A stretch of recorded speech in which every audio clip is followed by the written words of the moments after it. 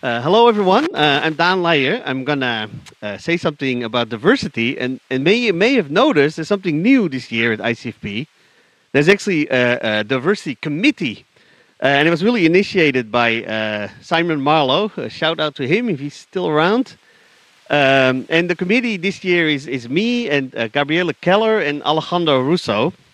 And the idea is really to make a more coordinated, long-term, sustained effort for diversity and inclusion at ICFP. And that's the idea. And we have this, I think all of us have this ideal really of to have a environment that's diverse and inclusive and welcoming for everyone of all backgrounds and experiences, where we can all thrive around our shared passion for functional programming. And I think not only we can thrive, but research too, which can really benefit from a more diverse set of viewpoints.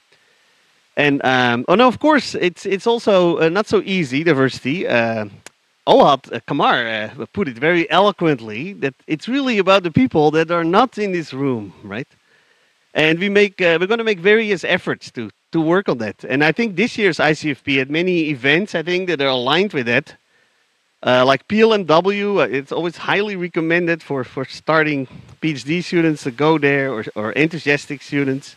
We had 2 mentoring breakfasts, the LGBTQ plus lunch and the underrepresented minorities lunch. We have the Women at ICFP dinner.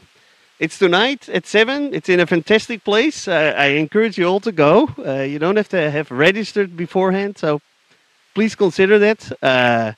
And there's the SIGPlan M mentoring lunch tomorrow at noon.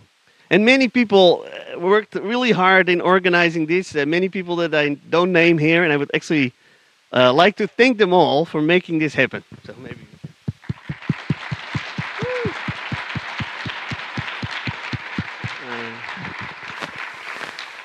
And I want to actually briefly call out the SIGPlan M long-term mentoring program. It's a fantastic program. If you're a starting PhD student or your master's, or you're thinking about doing a PhD, you can be matched up with someone who can help you navigate the pitfalls of a PhD, and they match up mentors and mentees together. And it's a very successful program.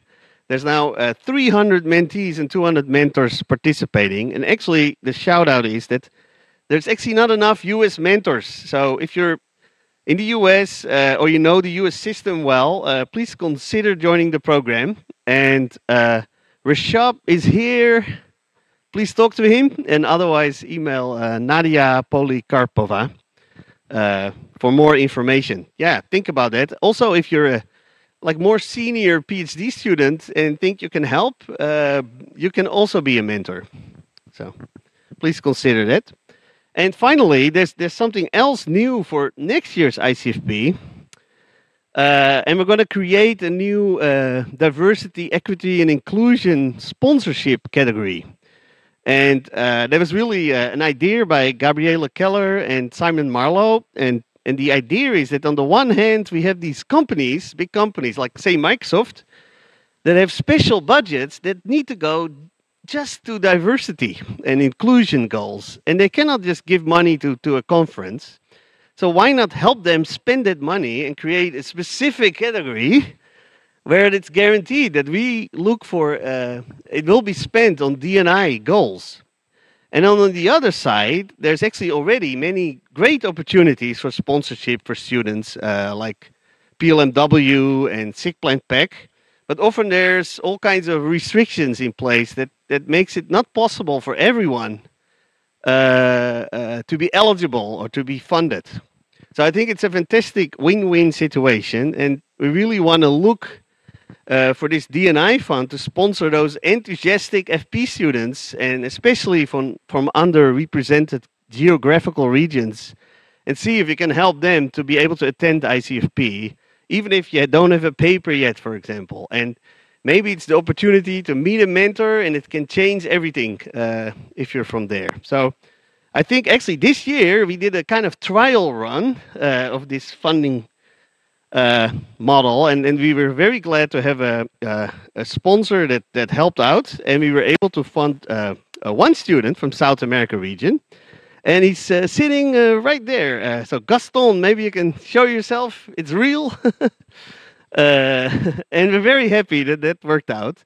And we're hoping maybe next year with funding from companies and people, we can, have even more people around. And I want to give a huge shout out to Alejandro Russo, who worked really hard with his connections in the South America region, and Chris McKinsky from PLMW, and Naringa Young, and many others for making this happen on such short notice and this new kind of thing. So thank you so much.